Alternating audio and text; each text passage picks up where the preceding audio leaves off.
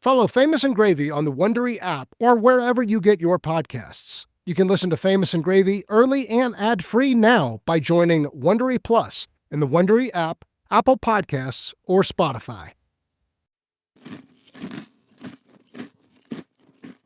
Hear that? That's the sound of Cinnamon Toast Crunch telling us it's crunch time as we gear up for another year of cereal training camp. Last year, a dynamic brother duo competed and won the right to make their very own cereal. They named it the Kelsey Mix. This summer, the energy is being brought straight from the end zone to the breakfast aisle with 3 cereal-loving wide receivers: Justin Jefferson, Amon-Ra St. Brown, and Jamar Chase. You can find these football stars on limited edition cereal boxes of Cinnamon Toast Crunch, Lucky Charms, Honey Nut Cheerios, and Reese's Puff cereal starting in August. And don't miss out on Justin Jefferson's Jetta's Mix, a fruity fusion of frosted lemon Cheerios and Cinnamon Toast Crunch strawberry for a limited time only. Be sure to score them all, where every bite tastes like a touchdown.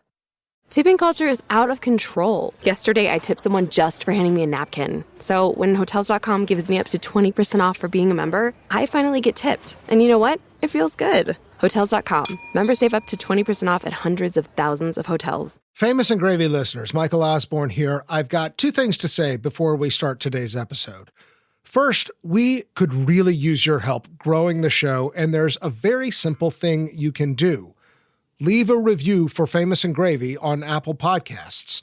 If you're listening on Apple, you just scroll down on our show page, tap the stars, and write a few words. These reviews help feed Apple's algorithm and help new listeners to find our show. The second thing is, if you yourself are interested in starting your own podcast and you want to learn about how we built Famous and Gravy, we would love to have a conversation. Our email, as always, is hello@famousandgravy.com. So 2 things. Please write a review, and if you're fantasizing about your own show, please reach out. That's it. Thanks again. Let's get to it. This is Famous and Gravy, biographies from a different point of view. To participate in our opening quiz, email us at hello@famousandgravy.com. Now, here's the quiz to reveal today's dead celebrity. This person died 2018, age 95. He began reading Shakespeare at 10 while also devouring pulp magazines, the novels of Arthur Conan Doyle, Edgar Rice Burroughs, and Mark Twain, and the swashbuckler movies of Errol Flynn. 95. Sean Connery. He wrote those. No, he read them. Oh, he read them at age 10. Kind of a real lame clue. And he saw an episode of Happy Days. Went, all right, I guess. He was an effective salesman and described as an energetic, gregarious, optimistic, and alternately grandiose and self-effacing. Self-effacing. I'm feeling that right now. Was it Cary Grant? I absolutely know who this is. This is Ed McMahon. It is not Ed McMahon. He could be startlingly prolific. Quote, almost everything I've ever written I could finish at one sitting, he once said. I'm a fast writer, maybe not the best, but the fastest. 100% Donald Trump. I'm hearing writer, but since we went off the wall guesses, Christopher Lee. Not Christopher Lee, who we've actually done an episode on. It's worth a listen. It turned out really good. In 1961, he and a partner produced the first issue of The Fantastic Four, about a superpowered team with humanizing dimensions for the company known as Marvel. He went on to create Spider-Man. Stan Lee. Mm-hmm. Stan Lee. This is Stan Lee. Today's dead celebrity is Stan Lee. Wow. I have a theory. When you work with artists and writers, any kind of creative people, you get their best work if you let them do it the way they want to do it. You get a guy with talent, you can't tell him too much. You can't say, don't do it this way, do it that way. Right. Gotta let him do it his way. Now, maybe that was an excuse for me being lazy, but I pretty much tried to keep hands off. Because, again, as I say, I was lucky. I had built up the greatest staff of artists and writers you could find anywhere.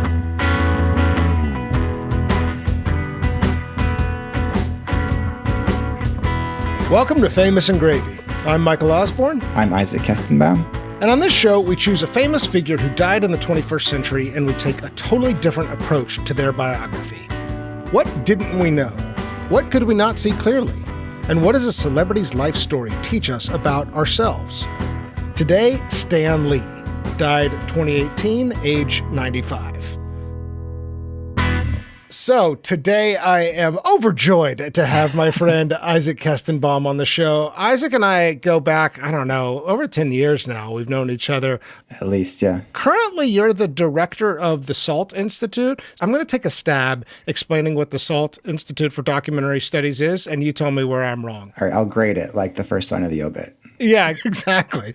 So when college students come to me and say, I want to be the next Ira Glass, I want to be the next great audio storyteller, where should I go to get really good training? I say, look into the SALT Institute. Every alum I know who's come out of that program has world-class storytelling skills, but also very much rooted in journalism. And so I have no idea what you guys actually do there, but that's my understanding of what SALT is. How do you describe what SALT is, Isaac? That was really, really good. Yeah, I'm the director, and I'm also a SALT graduate myself. I went in 2008. And I would definitely say you got it pretty right. It's a semester-long, immersive, intensive documentary studies program. We have audio, but we also offer writing as well as short film.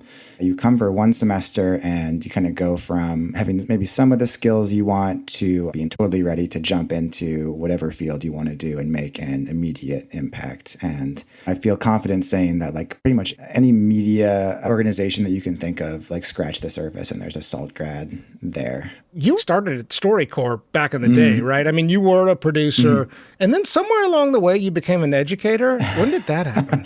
That's a good question. It happened right now when you told me that I was one. Well, yeah, like you said, I was at StoryCorps, and then I was an independent producer for a really long time, and I did a lot of different projects, like audio tours and films and narrative series. Yeah, something series. Yeah. And along the way, I started teaching shorter workshops for Union Docs, which is a organization in Queens. So I just really like teaching. Yeah, no, I miss it. And I feel like I need to find my way back to teaching. You and I have been talking about looking for a reason to collaborate. A few weeks ago, we got on the horn. Yeah. And I was like, you should just come on and do an episode. We started batting around names and we landed on Stan Lee. Did you grow up a comics geek? I was a huge comics nerd, probably from age 9 to age 15. And I've got boxes and boxes of comic books that I have from that day. And so I was reading through some of them. So at one point, we organized all of them. So this box, I've probably got 8 more boxes like this. So I've got Silver Surfer. I've got the Infinity War, Infinity Gauntlet. I've even got Ravage. This is one of the last one that Stan Lee wrote. It's about as good as it looks. So yeah, I grew up a huge comics nerd. Stan Lee's been on the list for a while. I knew it was going to be kind of a hard episode because there just been murmurings from my nerd friend committee that we're going to find some stuff out there that's going to be kind of hard to sort through. And that has proven really true, but I have come all the way to it. I cannot wait to do this episode. I think there's a lot to discuss. So maybe let's just get to it. Okay. Category 1, grading the first line of their obituary.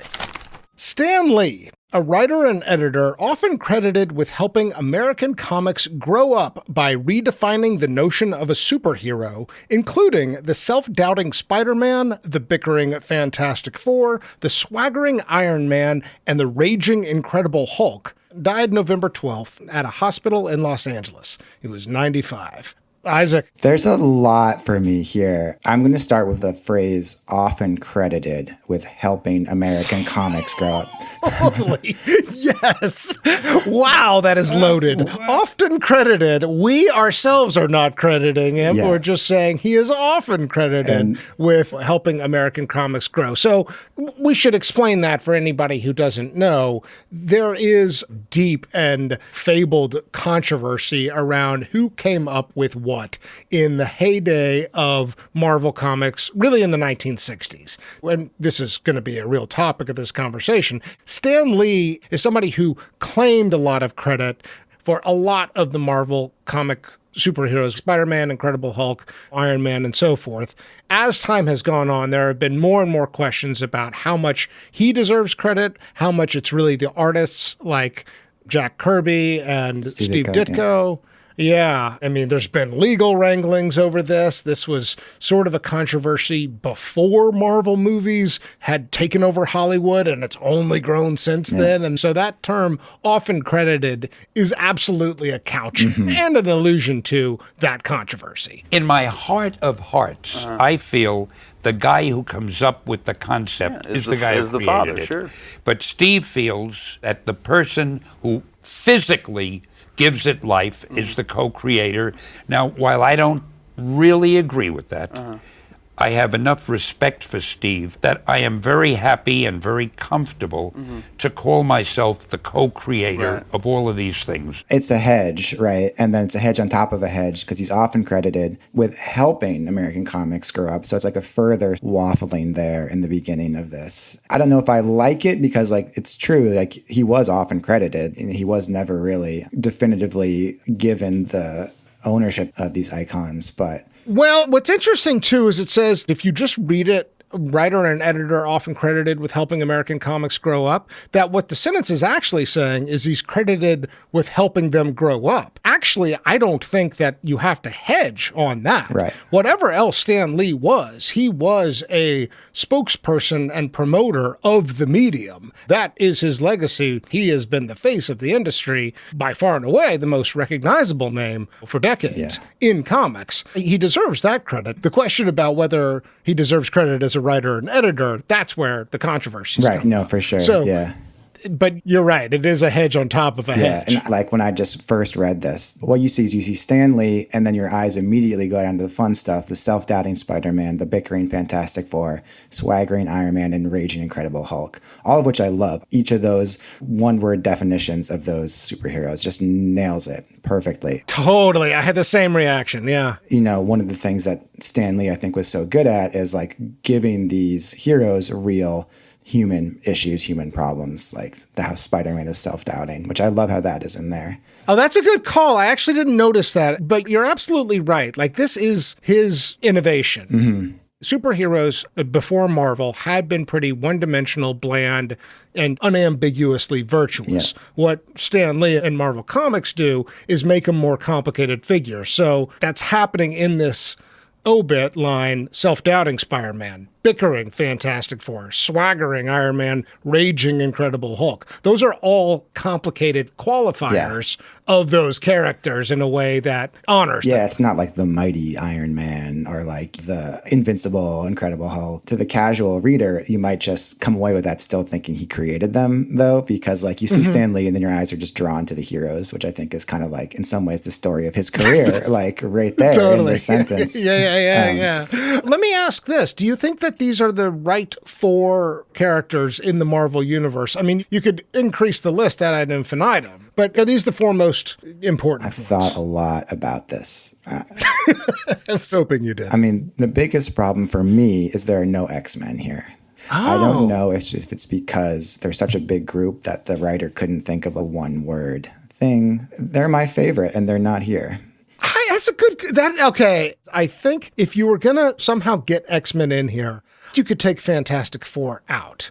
Maybe. However, you might want to include them because of their history in comics specifically, right? That was the first real success of Marvel in 1960-61. What else about this obit, Isaac? Is it missing anything else for you? So I think the biggest thing is there's nothing about his legacy in here. Superheroes are huge right now. What he created is such a huge part of it. Like, the world we live in is defined by this. You're right. At first I was thinking, what are you talking about? They absolutely get his legacy. It's often credited with helping stuff, which is the complicated thing. But it doesn't honor the why that controversy is so big and important and interesting in the first place, because it is modern mythology. I think the other thing that's missing, there's really nothing about his personality in here. There's certainly his work is reflected here. I would like something just like charismatic writer or who became an icon in his own right, because like so much of his, especially his, like after he created the Fantastic Four and all these other heroes,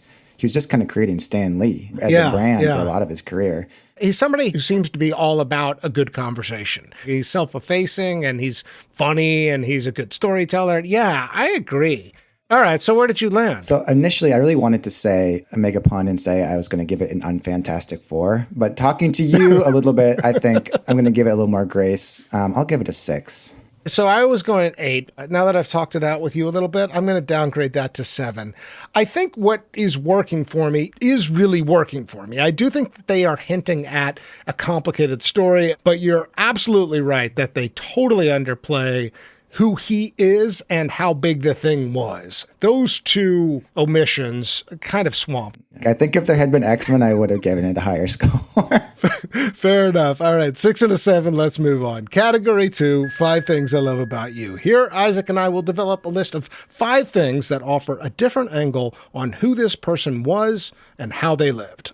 What is your thing number 1? All right. So my thing number 1 is that he was a world builder. So the characters in the Marvel universe that he co-created, there's this huge cast of different characters, and all the stories are interconnected and interrelated. It's like kind of one big narrative, and it just feels like it can go anywhere. My read on this is that the 2 or 3 things that really set Marvel apart are 1, that they make more complicated characters, 2, that they start to interconnect storylines and create a universe. This is your thing number 1.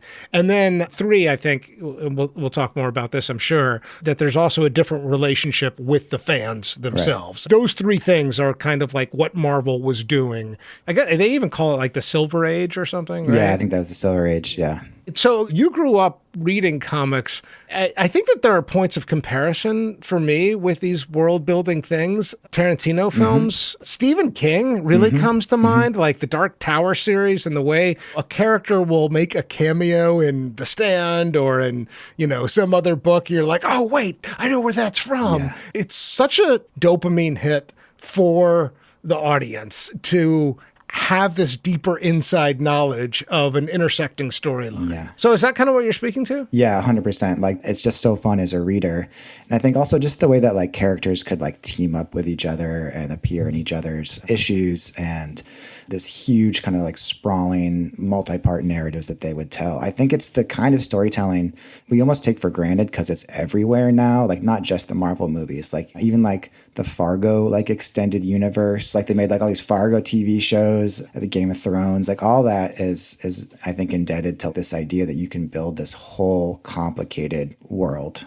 There was an article I read years ago by, do you know who Zeynep Tepfeki is? Have you ever come across her name? She wrote this article. It was around the time that Game of Thrones came to an end, where she was distinguishing between heroic and individual stories and sociological stories. She used The Wire, actually, as a point of comparison. And she said a good telltale sign for a sociological story is a lead character can die or can drop off, and you're still invested. And that the distinction she was trying to make is that you're not telling a story about an individual hero's journey. You're talking about a community, a collection of people. And it leads to this idea that there's mystery. Like, if these two people can meet, if Iron Man and the Hulk run into each other in some funny storyline, you as the reader fill in all these blanks of all the other chance encounters that must be happening with those characters, somewhere behind the scenes. It creates this bigness in your mind. Yeah, it just feels like anything could happen. Exactly. Yeah. Okay. I love that. All right. So I'll go for my thing number 2. I need to talk this one out a little bit. I wrote Heroes and Celebrities Character Creation.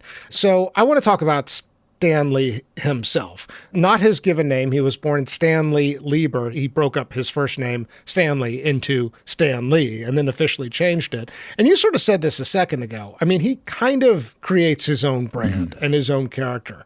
Something I started thinking about a lot in the research this episode is, as Famous and Gravy has gone on, I've really come to look at celebrities as superheroes in a way. They are real people, but we fictionalize them. We mythmake around them. What's interesting about Stan Lee is that he's sort of combining not 2, but 3 threads in his own narrative of himself. He's not a reliable narrator, right? Whether or not he's the guy who had the full vision for Spider-Man or Hulk or Iron Man or whomever, no, probably not. But he's either a contributing figure to those characters or he's creating the culture with which artists are empowered. Right. Either way, he deserves credit. So where am I going with my thing number 2 here? Heroes and celebrities. There was something about researching the mythology of him, thinking about superheroes as modern mythology, and then thinking about celebrities as modern mythology. There was something about looking at all three of those things, Isaac, that reminded me of this human need to make people into symbols. He does that for himself, and he's also doing that for these characters. Our tendency is like, who's responsible? Stan Lee's responsible. And he doesn't totally shy away from that. However, and the part of the reason this book, True Believer, comes out is like, most of that is not true. How much he created things, we don't know. There's a lot of darkness behind the scenes. Yeah. The author of that book almost paints him as a kind of desperate figure. And I land somewhere in between. If I had to summarize my thing number 2, I do think that, Isaac, we hit a point in our lives where it's less about how we create new stories for ourselves, and it's more about how we edit the story of our lives. And I'm not sure that that's a bad thing. I think that we can rewrite our own histories with some embellishment here and there. And that's really kind of okay. And Stan Lee really does that. And I'm sort of fine with it. It's good to be the author of your own life. And maybe that's what I'm really trying to get at here. Yeah. And I see a lot of that in Stan Lee's life. So that's my thing number 2. All right, what do you got for number 3? So for thing number 3, I have fan service. And I chose that phrase because, again, I think the world that we live in is such a Stan Lee world. And when I say fan service, it just means that you're throwing in an Easter egg that only the fans. That's why I chose that phrase. But what I mean by this in this context, Stan Lee really changed the way that creators talk to fans in the comics industry. I think he especially does that in the letters column at the back of he has a letters column at the back of every issue of every comic. There's one that's Fantastic Four number 10, which came out in 1962. And he says, look, enough of that dear editor jazz from now on. Jack Kirby and Stan Lee, that's us, read every letter personally. And we like to feel that we know you and that you know us. So they changed, everyone who wrote Dear Editor, they changed it to Dear Jack and Stan. And that's kind of the way that they go forward. And I just feel like it's this way of connecting with fans that was super unusual at the time, which I really love. That's a great one. And there's a lot in there, actually. I mean, he's doing DVD commentary behind the scenes before DVDs exist, essentially, right? This is a sort of peek behind the curtain, what it's like to be us. Stan Lee is the one who establishes the editorial voice for Marvel, with all this kind of exclamation point and Jolly Jack Kirby and whatever, all that stuff. Stan the Man Lee, Jack King Kirby. The self-aggrandizing of it is great. But what's also, I think, really important, though, too? Stan Lee is a product of the Great Depression. When he tells the story about how he got into comics, it's almost happenstance. He wasn't all that interested, but he kind of stumbled into a role where he was promoted very highly early on as a teenager. He becomes editor. The industry goes through some major ups and downs. The way he tells it, he's ready to leave in the early 60s. And his wife is like, oh, why don't you just do something for yourself here, right? And that he sort of has this, I'm going to do it differently and my way moment in his 40s. Something I really like when it comes up on Famous and Gravy is I'm way more attracted to the midlife successes where somebody's like, you know what? I don't care anymore. I'm just going to take the reins and go for it. And I think that that's actually really evident in his relationship with his fans and with his audience. As soon as it has some traction, he knows his audience and he's developing a rapport with them that is serving them in a deep way. Yeah, totally. His editorial voice that he develops as he's talking to them is so charming. And it just feels like he's having fun engaging with them. It's got so many exclamation and there's points, there's no G. It's always looking good, or kind of. It's spelled Kinda. It's also conversational, casual. Yeah. That's what it means to serve the audience. You feel like we're inside. You feel like an insider. Exactly. We had never gotten fan mail before. I was at the company for years, and I was writing the stories the way my publisher wanted me to write them. And he did not have much respect for our readership. Anyway, finally, I decided I would try to do some stories that I might like to read. After the Fantastic Four, we actually started getting letters. And I think the thing you said about doing DVD commentary before there were DVDs is really accurate, because not only is the letters column like this great way where he interacts, but they're like breaking the fourth wall all the time. Like on the cover of the magazine, they'll say something like, look, this might not be the best story we've ever done, but like, why don't you buy this? Like literally they said that, like, but we think we've done some other good ones. So like buy this anyway. Just that sort of like talking directly to the reader as like a me and you like relationship is so It's just the great. two of us here. Exactly. Buy the comic. Like, come on, you know me. Like I've done some good stuff. Why not? Yeah, exactly. That's awesome. Yeah. It is unequivocally a Stan Lee thing too. Whereas you can debate about his creative contribution to the superhero characters, this one is very much 100%. him. Okay, well, for my number 4, cameo hero, and I think you had this too. He becomes famous. He sort of has mid-level, marginal, pretty good fame for the 60s, 70s, 80s, but like he really reintroduces himself to a whole new generation with his numerous cameos in the Marvel movies and kind of made it a thing. I guess one person can make a difference. Enough said. I was thinking about what are the other comparisons? Well, it was like Hitchcock, right? And then maybe Tarantino, Scorsese. So this is the thing. Most of it is directors, right? So Hitchcock, Tarantino, George Romero, maybe, Mel Brooks. Oh, yeah. The one non-director is probably Stephen King. But it's clear, like, that is just such a fun thing for him to do. There's not a cameo out there where it doesn't look like he's having so much fun. Smiling to himself. Yeah, totally, yeah.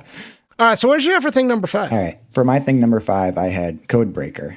That's a reference to the comics code, which was, there's like a big controversy about comics where sort of the powers that be decided that they were corrupting the youth. Yeah. All the comic publishers, I guess, got together and created on their own proactively, defensively, this comics code that had all this weird stuff about like what they could and couldn't show. Like there's like a no monsters rule. Anyway.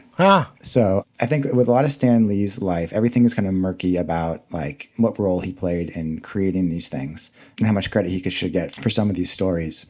And it's not anything that you and I like in this conversation to resolve any of that. Ultimately, it's unresolvable. What I will say is I think there's like a lot of really, for its time, like subversive and groundbreaking stuff that appears in some of these comics that he co-created. I heard him in an interview talking about, I forget the name of the comic. It was some military outfit, but he mentioned like sort of offhandedly there was a gay character in there. It was also a book that had the first ethnic group of heroes. In Sergeant Fury's platoon, we had a Jewish soldier named Izzy Cohen. We had a black soldier, an Italian soldier. We even had a gay soldier. And this was in the middle 1960s, and I think it took a little courage to do it then. Creates the Black Panther in 1966. So there's representation, and his politics are not necessarily super progressive or anything like that. But you do see a kind of honoring of humanity of all shapes, sizes, colors,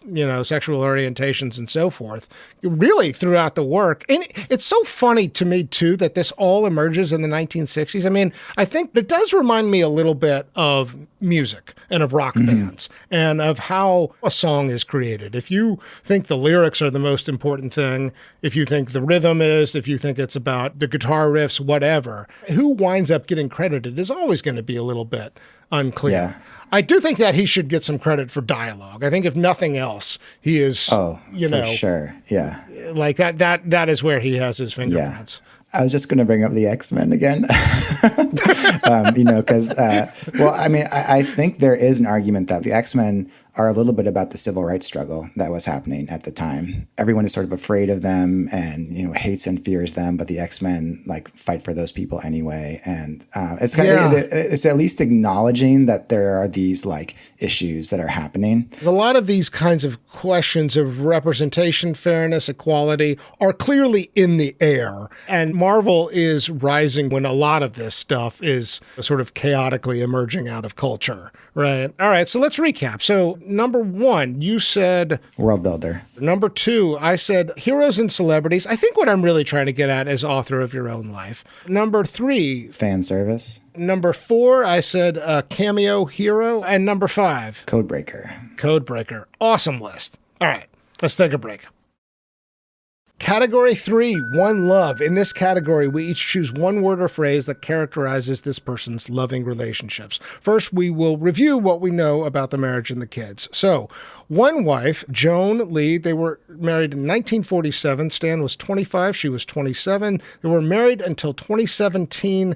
69 years they were together. And they had a kind of like shotgun wedding in Reno, Nevada. I love that. Yeah. It was a Reno divorce too, because she was married, so she had to go get a Reno divorce, which I just love. I love that detail. Well, yeah, I do too, because it makes you think, okay, they're getting married under these circumstances. No way is it going to last. Then it lasts almost 70 years. And she is very much love of his life. One daughter, JC, who was born when Stan was 27, they had a second child who died very shortly after she was born, and they never had any other kids. So, in effect, JC is an only child. It's also worth noting that his brother, Larry, was 9 years younger. They weren't close in terms of emotional closeness, but Larry is also in the comics book industry. I guess it is also, maybe before we say our one word, I think it's probably worth addressing the issue of elder abuse that comes up, because there's a lot of claims of elder abuse in the final years of Stan Lee's life, especially after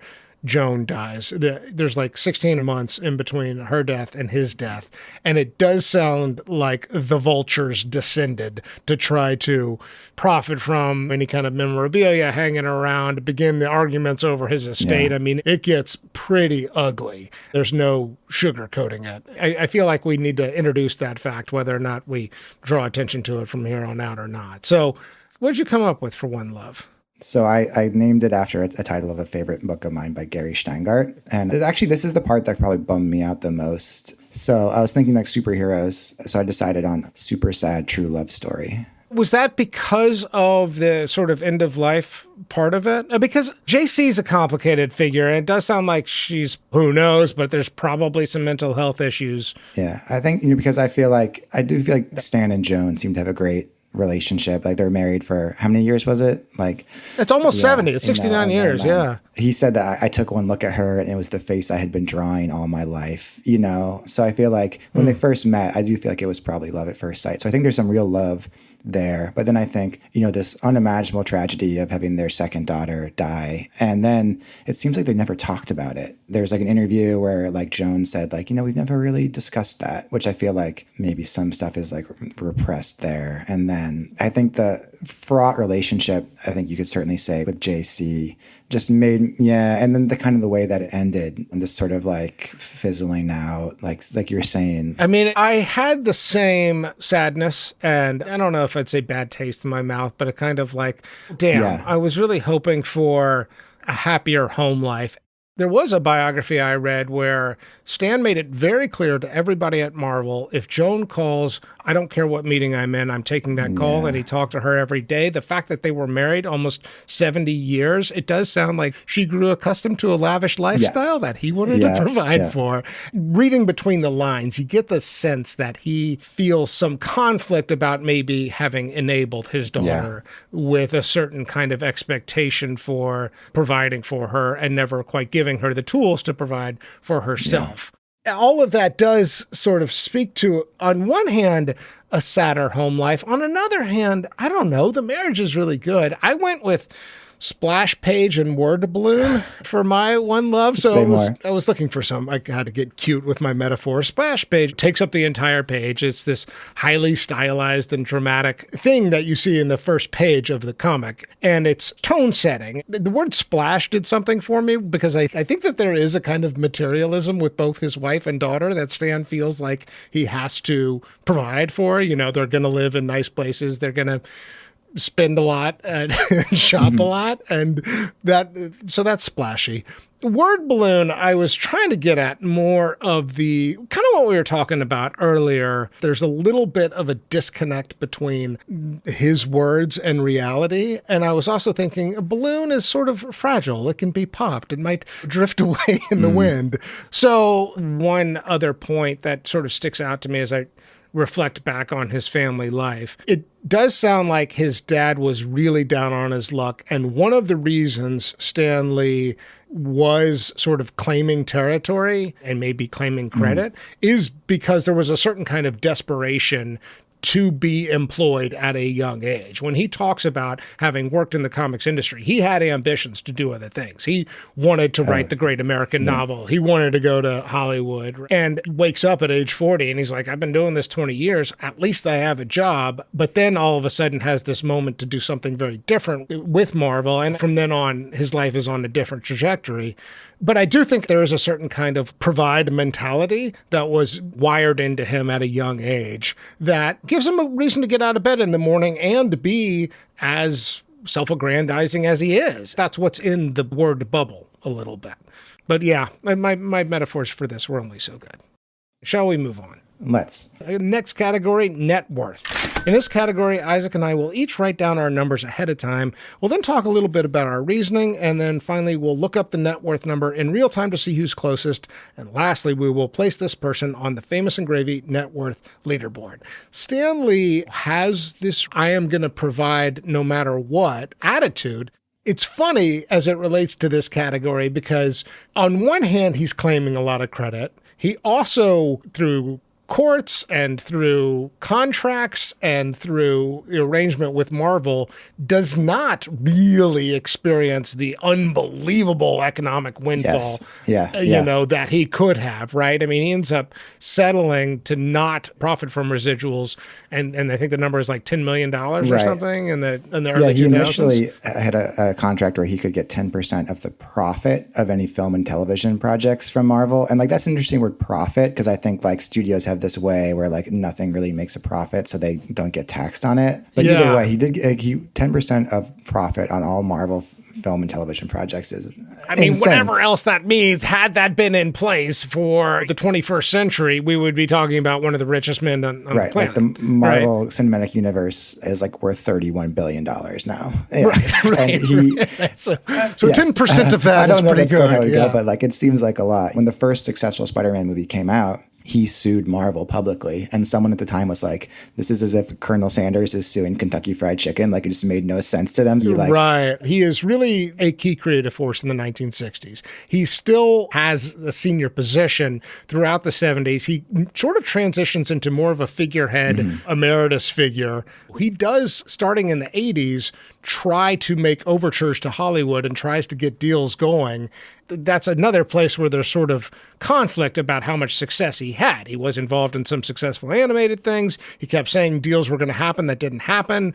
There was the James Cameron Spider-Man movie that got kind of bogged down for a long time. And this is all before you get into the very, very complicated and legally problematic, what was it called? SLM or something? Yeah. I mean, and I don't feel like it's worth going into that much other than to say that during the dot-com era, he was involved with somebody who eventually went to prison for fraud and who's a shady figure. It also sounds like he was really trusting guy overall, so he gets involved in a lot of what proved to be shady business dealings. Yeah. So I had a very, very hard time coming up with a number. I don't know if this is like super useful to you, but I also struggle with this category, and I think it might be the word like worth in there. And I know that net worth is a common turn of phrase for like what someone made, but maybe what you're struggling with and what I was struggling with is like how much money you made does not reflect whether or not you lived a worthy life, and I think that's... No, and I mean, I think actually one of the things we're interested in Famous and Gravy is how somebody experienced validation and how they are understood to be an important person in the world. This is one of the primary ways by which we measure that, even if it's the most sort of cold and emotionless way we do that. It can be a revealing number, but I'm glad to hear you struggle with it as well. So let's just go ahead and reveal. So Isaac Kestenbaum wrote down 50 million. Michael Osborne wrote down 30 million. All right. The actual net worth number for Stan Lee is $50 million. Did you see this number? I did when I was reading the obituary. Wait, I mean, actually, knowing what in Stan Lee fashion, I'm going to say no, I didn't. I'm glad it is $50 million because, like, you read one biography, you think it's going to be $200 million. You read another biography, you think it's going to be $2 million. Yeah. $50 million sounds actually kind of about right at the end of the day. Yeah, it's probably around where I would have landed ultimately, because I feel like at the end of his life, he is surrounded by all these people who are like a little bit shady and maybe trying to take money from him. And like you read that he's selling his signature for like $150. It's like, do you really have to do that? Like, does he need that? But then on the other side, you see that like, even though he did settle, like he's still super involved in all this Marvel property. So you would think it would be a lot. So I think 50 million is probably what I would have guessed. It certainly seems fair. You said something like the Marvel Cinematic Universe is worth 30 billion. I mean, my God. So awesome. Good for you, Stanley. All right, let's place him on the net worth leaderboard. So at 50 million, he is at position 32 in a tie with Bob Saget, of all people. Wow. So, and this places him in the 40th percentile on the Famous and Gravy net worth leaderboard. Well done. That's a good number for Stanley. All right, let's move on. Category 5, Little Lebowski Urban Achievers. They're the Little Lebowski Urban Achievers. Yeah, the Achievers. Yes, and proud we are of all of them. In this category, we each choose a trophy, an award, a cameo, an impersonation, or some other form of a hat tip that shows a different side of this person. Given that he was in all these cameos, there was almost too much of a list here. How did you think about this category? I remember coming across this a while back, but there's this amazing Key and Peele sketch where Jordan Peele plays an elderly Stan Lee who kind of drops in on a comic book writer's room. And they think that he's just there kind of like to visit and shake hands, but he's actually there to pitch them characters. And the characters that he pitches them are like kind of so cringingly bad and kind of like reflect on him as sort of like an out of touch older guy. Like, heyday. He lives perpetually in his best year, 1982. His nemesis is the evil writer's block. He'll live forever as long as he continues to come up with great, interesting, and relevant ideas. Well, that got nothing. Mr. Lee. They're just kind of getting nothing in the room. I watched this again in preparation for this episode, and I think it actually gets at like a lot of these real issues. You know, like after he kind of co-created all these characters with Jack Kirby, his kind of post-Kirby career is pretty lame. It reminded me a little bit of the Beatles, right? I love the Beatles. I don't really like any of the solo work. Yeah. Like, did you come across Stripperella at all in your research? I did come across Stripperella. This was new to me. Yeah, like this like failed cartoon he co-created with Pamela Anderson. That's not that different from the characters he's pitching in this sketch.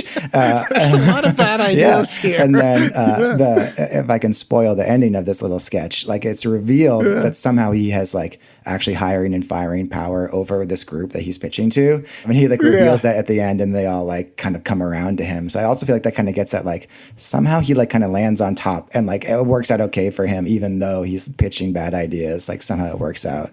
You know, I mean, this is the thing to talk about for a minute, Isaac, because I do think one of the reasons fans and audiences are so interested and preoccupied with who created what is that we want to explain the success somehow. You can't do it through any one individual. Sometimes genius emerges only through collaboration, which is kind of hard for us to understand because we want genius to reside with a single brain and a single individual, you know?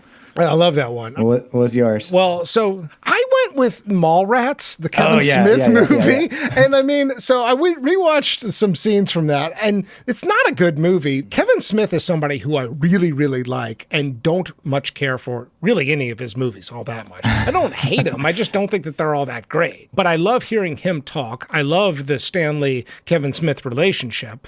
And the reason I chose this as my Lebowski is because I didn't grow up on comics. I had friends in high school who did. It was when we saw this movie and they're like, oh, Stan Lee. And then they explain who he was to me. Yeah. And they actually got me interested in some comics like The Watchmen and the Sandman comics. Those are the ones I became obsessed with. And I came to understand that there is an art form that was really starting to have its heyday in the 80s and 90s at around the time Stan Lee is reintroduced to a younger generation. I do think that the Mallrats role, it's an important precursor for all the cameos in the Marvel movies, too. Tell me, Brody, why did you and your girlfriend break up? She was a pain in the ass. She wanted me to be this typical boyfriend guy. Said I was too into my own world, comics and all. Yeah, I can relate. There was a time when it was all about comics for me. You know, I had a girl. She always complained that I spent too much time with my own comics. And eventually we broke up. So it's more of a personal Lebowski moment for me because it was kind of when I was introduced to Stan Lee, because he's not somebody who I should know about if I'm not reading comics necessarily, right? But from then on, I did. Yeah, I thought about that one too. And I do feel like something works about that cameo in a movie that's not that great. And because I can still remember it. I can remember how he came across. And it was like really sweet. And and he's strolling through the mall. He just happens to be walking. I can see Stan Lee walking through the mall in the 1990s. All right, let's take one more break.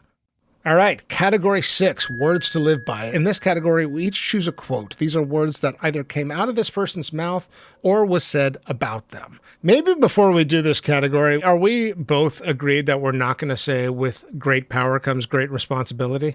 Yes, I agree. I'm not going to say that. But it should be said that that is attributed to him. This is the famous Spider-Man quote and is an awesome quote. Those are words to live by, just not ours. Okay. Yes. All right. So I'm going to go with a quote from Michael Chabon. And he said this about Stan Lee after he died. And he says, "Some people are influences. Others, a rare few, rearrange the very structure of your neurons. Stan Lee's creative and artistic contribution to the Marvel pantheon has been debated endlessly, but one has only to look at Jack Kirby's solo work to see what Stan brought to the partnership. An unshakable humanism, a faith in our human capacity for altruism and self-sacrifice, and in the eventual triumph of the rational over the irrational, of love over hate. That was a perfect counterbalance to Kirby's dark, hard-earned quasi-nihilism. In the heyday of their partnership, it was Stan's vision that predominated and that continues to shape my way of seeing the world and of telling stories about that world to this day." Wow. Is that too long? Yeah, no, that's great. It says a lot. I mean, it speaks to the story you and I have been telling, but I like that it gets at his contribution to the creative collaboration. I also love the phrase, rearrange your neurons. I think I'm going to start using that next time I get into an argument of like, let me see if I can rearrange your neurons. I also love the spokesperson there, like Michael Chabon. That's a reliable narrator. And because I was thinking about the Fantastic Four, you know, and I was thinking the powers are not new. Like turning invisible has been done, had been the Invisible Man. There's like the guy who could stretch, Mr. Fantastic. Like there's already a superhero that could stretch super far. There's already literally a superhero called the Human Torch, and they just like made another one called the Human Torch. And then the Thing is like the Rock guy. So none of those are new ideas. But what was new was that they all kind of hated each other and like disagreed with each other, and they had these like really amazing personalities. And that the humanism, I think, is what Lee brought to that. You know, like the design, the drawings are obviously Jack Kirby, but the humanity of these creations is what. I mean, so one of the reactions you had to the first line of the obituary was that it lacked his personality. One word you could consider is charm. Like the man is a charming individual. That's the word. Yeah. Yeah. My tendency is to say anybody who has that kind of charm has to either be a psychopath or infused with humanity, right? Like it's one or the other. The most charming people I know, one of the things they do is make it easier to draw somebody out when they're not being selfish, you know? Yeah. And I think Stan Lee does that. I do think he's actually got a generous attitude towards fellow creatives and fellow humans. I think that's what makes him kind of trusting, you know? And I think it certainly makes him endearing. Love that. Okay, well. What was yours? I went with, I heard him in many interviews asked about Spider-Man's origins. It's one of these things that he is interviewed about so many times that he tells the story the same way. And he also uses this phrase a lot. And this is what I went with as my quote. "I've told this story so many times, it might even be true." I was trying to figure, what other power can I give somebody? Now, I've said this so often it might even be true. I can't even remember anymore. But I saw this fly crawling on a wall, and I said, gee, wouldn't it be something if a hero could stick to walls and move on them like an insect? And that's how it happened. And lo, a legend was born. And he sort of says that as a kind of off-the-cuff quote. There's a wink and a nod to some of the controversy, but it's a little bit my thing number 2 about heroes, celebrities, and author of our own lives. I think we should have some freedom to tell the story of ourselves the way we need to. This is actually a sort of attitude I bring to Famous and Gravy, is that we don't uncover new information. We're not journalists on this show. All we're trying to do is take a different interpretation of a life story, one that's not rooted in hagiography, but it's also not rooted in lionization or canceling. That the fun of this show for me is that we can take the same set of events and bits of information and just place emphasis in different ways. I've told this story so many times it might even be true. I like that he is sort of actually acknowledging in an offhanded way, I'm going to claim my own truth about me. Obviously, it has economic and legal implications in his case, so you can only go so far with it. But I think we need to be graceful and have forgiveness for how people want to tell the story of themselves. And I think that we could use more of that in our everyday lives and in our casual interactions. So that's why these are words to live by in the most literal way. All right. Category 7, Man in the Mirror. This category asks a fairly simple question. Did this person like their reflection, yes or no? This is not about beauty, but rather a question of self-confidence versus self-judgment. I am dying to know how you thought about this one. I went with no. I think that a quick glance in the mirror, like on his way to do a cameo, he'd be like, oh, yeah, I look okay. You know, like he saw himself on screen. Let's do this. Here I go. Excelsior, True Believers, like face front. Here I go. But I think that like a longer look in the mirror, like at night, not on stage, not on screen, no makeup, anything like that. I feel like there's a lot of insecurity and frustration behind him. And for someone who like kind of wrote these characters with like real flaws, the character of Stan Lee as he presented himself didn't have any flaws. And I think that he kind of overcompensating for something else. Yeah, I agree. And I think that the fact that I always start to lean in a no direction when anybody wears a toupee. Yes. And that's just a telltale sign that you're not quite okay with your reflection.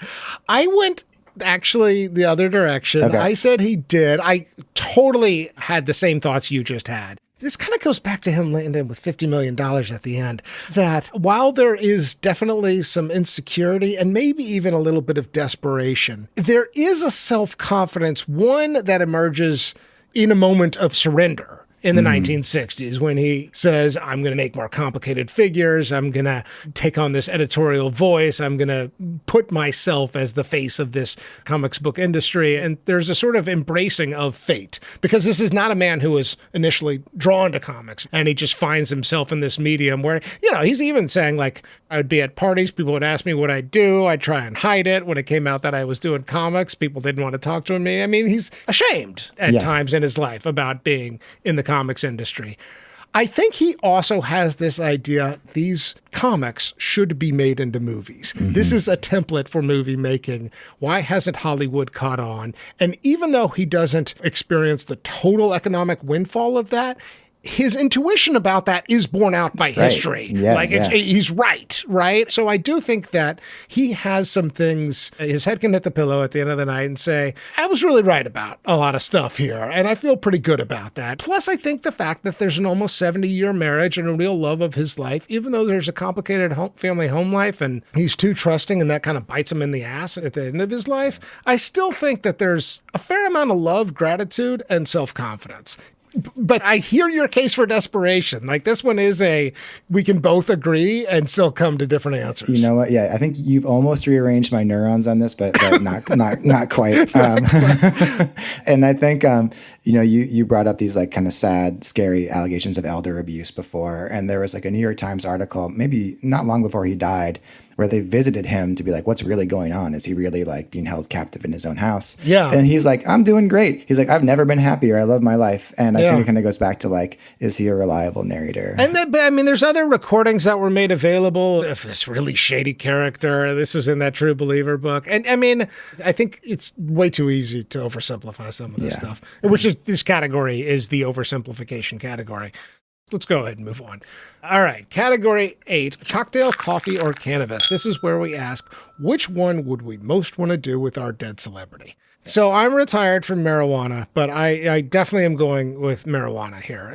I want the cannabis. There was a time back when I was a heavier pot smoker where it feels like all of the heavy pot smokers I knew were obsessed with having a certain kind of psychedelic glassware, a beautiful pipe. And that's what I want. I want a big glass bowl of some pretty potent weed. And I want ideation. I don't care if his ideas aren't great or not. This guy is a brainstormer. I think I'd love to just riff with him because I think that one of the things about creating culture and a creative community is what's in that is activation energy. And I think he's got a lot of that, right? And I think that part of the reason he has frustrations in Hollywood for many years is that he brings that to the table, but there's not anybody who quite picks up on the seeds of that and then runs with it until finally that does happen. He's just not the guy who does it. But I love that kind of brainstorm activation energy. I want to get high with Stan Lee, maybe somewhere outside, or we could just look at it, maybe do a little world building and character building. I love it. I don't know. That's my scene. So what did you come with? Not that different from you. I also chose cannabis, but for slightly different reasons than you, because it just seems like he could probably handle his cocktails. It seems like they had a lot of cocktail parties in LA back in the day. Yeah. And he seems like a good controlled drinker. Yes. Right? Yeah. You get that sense that you can have a cocktail with him without getting too lit. Yeah. And I feel like his energy is so high. I don't think coffee would really change too much about him. There's these stories of him jumping on his desk to act out the poses that he wanted the superheroes to take back in the day. Right. So I feel like cannabis, like you said, he's not a big pot smoker. So yeah, I want this kind of access to this other deeper part of his brain. But I also imagined in the 60s in the Marvel offices, and we're just maybe we're both sitting on a desk or lying on a desk, smoking pot and just looking around the room and being Stapler Man. He comes from the planet and whatever. Yeah. Just ideating and world building and just really, really letting loose. I mean, actually, where I think I want to get high is probably in a comic book store. Oh, know? There you go. Yeah. It's funny, to this day, I'm not much of a comics book guy, but I walk by a comic store and I kind of want to go in and then thumb through and thumb around. Yeah. And that would, as a sort of let's walk around and brainstorm, that's the right setting for that. All right, I think we have arrived. The final category, the Vanderbeek, named after James Vanderbeek, who famously said in Varsity Blues, "I don't want your life." In that Varsity Blues scene, James makes a judgment that he does not want a certain kind of life based on just a few characteristics. So here, Isaac and I will form a rebuttal to anyone skeptical of how Stan Lee lived. Okay, if we're going to start with the counter-argument, yeah, there's a complicated legacy here. I don't know how much that sucks for him. The elder abuse at the end of life, I think one question that we haven't quite addressed head on is that telling? Right? Does that say something? Obviously, I'm going to do this in a way that's sensitive. It does look like the last 16 months of his life after his wife died, and I'm sure leading up to her death, the end of life for him looks kind of awful. Mm-hmm. I think that there is a temptation to infer problematic interpersonal relationships because the end of life is so sad. And I don't think I'm willing to go there, but maybe that's part of the counter-argument case, that maybe having a complicated relationship with his daughter, maybe having people around him who he can't trust as much, raises questions about the depth of friendship. There is a somewhat distant, if not fractured, relationship with his brother. So maybe that's part of the counter-argument too. Mm-hmm. Is there anything else that you'd put in there that of why you would not want this life before we transition? No, I think that covers it. Yeah. All right. So let's move right into why you would want this life. There's actually a lot to work with here. Having talked about everything we've talked about, Isaac, what sticks out in your mind as reason number one? So for me, I think the biggest thing is that he was part of creating something that is going to outlive him. He has left his mark on our world, and eventually the copyrights on all of these characters are going to expire, and it's not going to matter who holds the copyright to Spider-Man. We're going to all own Spider-Man, and kind of like we already all do in a way, feel like Spider-Man's just part of our world now. Yeah, and I'll add to that. It's easy to dismiss the success of comic movies as nothing more than CGI and simplified storylines.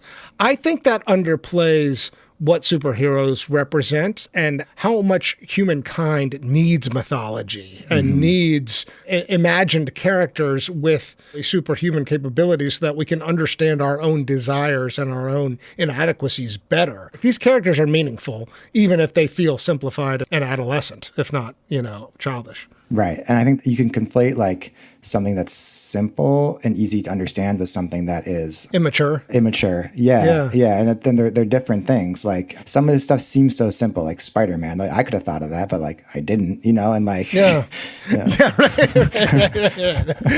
And I probably wouldn't have. So thing number one, legacy of mythology. Yeah. I'd say right behind that, or maybe 1B for me, is how much that is a result of creative collaboration and, more than anything, imagination. There's something I think can happen as we age. Our imagination muscles can weaken.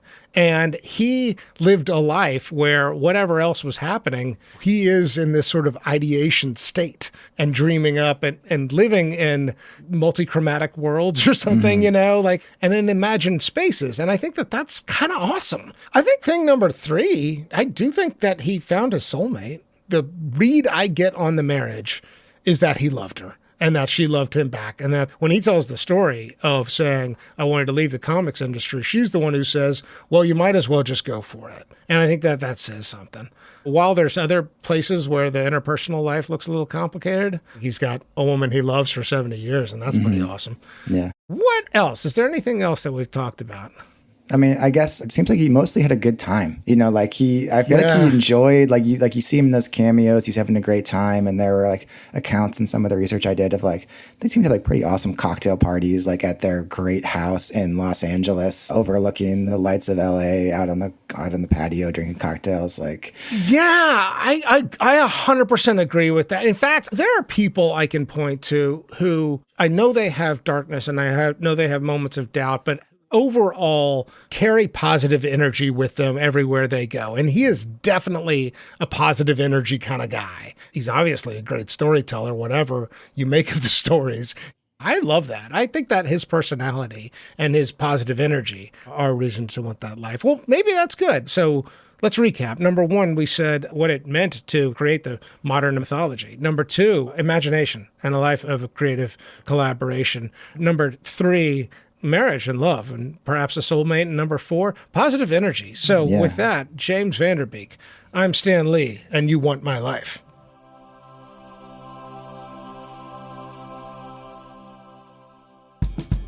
Before we close, if you enjoyed this episode of Famous and Gravy and you're enjoying our show, and if you've got your phone in your hand, please take a moment to share this episode with a friend.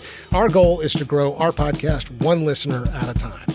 Isaac, plugs for past shows. If people enjoyed this episode of Famous and Gravy on Stan Lee, what's another episode you think they might enjoy? I'm going to go with Louie Anderson.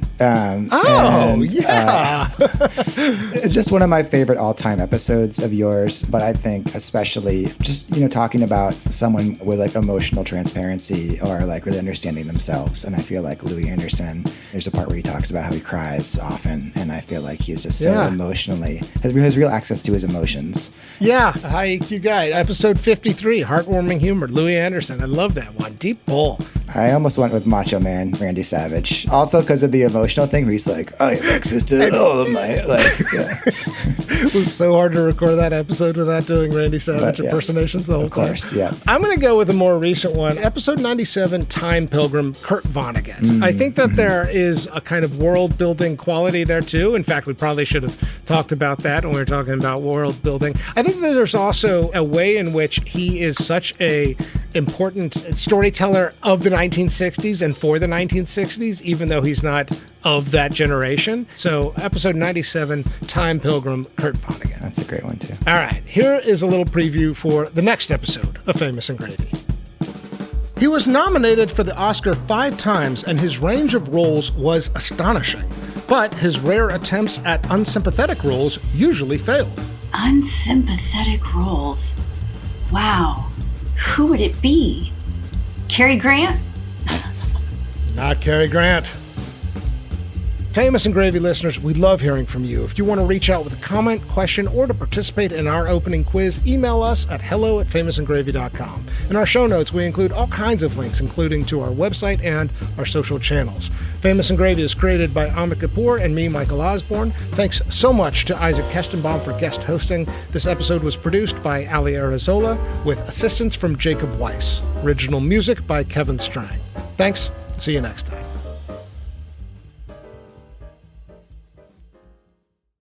Follow Famous and Gravy on the Wondery app.